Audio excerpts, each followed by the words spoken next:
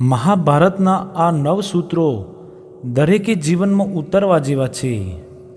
મિત્રો, મહાભારતને સમજો માત્ર 9 વાક્યોમાં.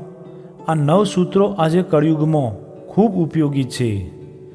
વિશ્વનો મહાગ્રંથ મહાભારત વાંચવા, સમજવા, શીખવા જેવો છે. સમય અને રસ ના હોય તો પણ તેના માત્ર 9 સાર સૂત્રો જ દરેકના જીવનમાં ઘણા ઉપયોગી નીવડે તેવા છે. નંબર 1, સંતાનોની ખોટી જીદ અને માગણીઓ ઉપર તમારો જો સમયસર અંકુશ નહીં હોય તો જીવનમાં છેલ્લે તમે નિસહાય થઈ જશો. નંબર 2, તમે ગમે તેટલા બળવાન હો પણ તમે અધર્મનો સાથ આપશો તો તમારી શક્તિ, અસ્ત્ર-શસ્ત્ર, વિદ્યા, વરદાન બધું જ નકામું થઈ જશે.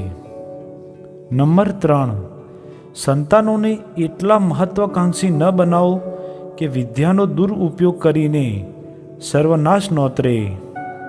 નંબર 4, ક્યારેય કોઈને એવા વચન ન આપો કે જેનાથી તમારે અધર્મીઓની સામે સમર્પણ કરવું પડે.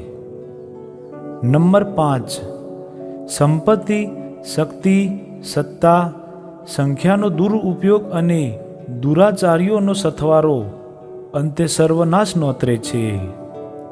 નંબર 6, અંધ વ્યક્તિ અર્થાત સ્વાર્ધાદ, વિદ્યાત, મદાંધ, જ્ઞાનાંધ, મોહાંધ અને કામાન્ય વ્યક્તિના હાથમાં સત્તાનું સુકાન ન સોંપવું જોઈએ, નહીં તો તે સર્વનાશ નોતરશે.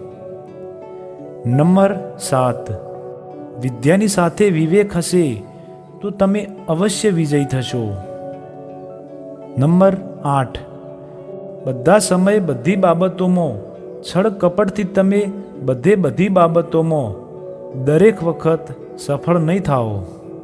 નંબર 9, જો તમે નીતિ, ધર્મ, કર્મ સફળતાપૂર્વક નિભાવશો તો વિશ્વની કોઈ પણ શક્તિ તમારો વાળ પણ વાંકો નહીં કરી શકે.